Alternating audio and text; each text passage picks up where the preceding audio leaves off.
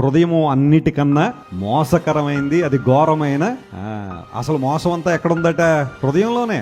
వ్యాధి అంటూ ఉందంటే ఎక్కడుందంటే అది హృదయంలోనే. దాన్ని గ్రహించేవారు ఎవరు? దాన్ని బాగు చేసేవాళ్ళు ఎవరు? శాస్త్రవేత్తలు బాగు చేయగలరా పాడైపోయిన మానవ హృదయాన్ని?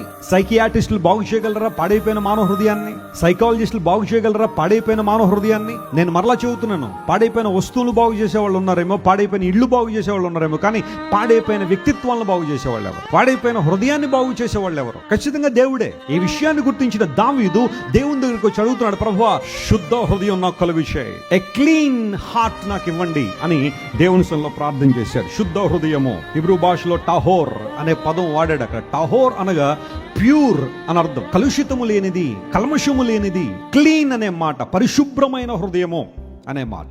Clean heart. ప్రభువా నా హృదయంలో శుద్ధ హృదయం కలుగుచేయి, నా యందు శుద్ధ హృదయాన్ని కలుగుచేయమని ప్రార్థన చేశాడు. మనం ఎప్పుడైనా ప్రార్థన చేశామా? కలుషితమైన మన హృదయం, కపటమైన మన హృదయం, దురాలోచనతో నింపడిన మన హృదయం, మూర్ఖత్వంతో నింపడిన మన హృదయం, దుష్టత్వంతో నింపడిన మన హృదయంలో మార్పు కోసం దేవుని దగ్గరికి వచ్చామా?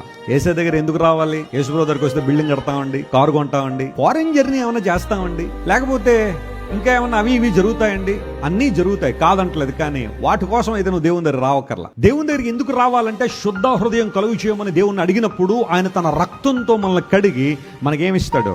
శుద్ధ హృదయాన్ని దయచేయగలవాడు.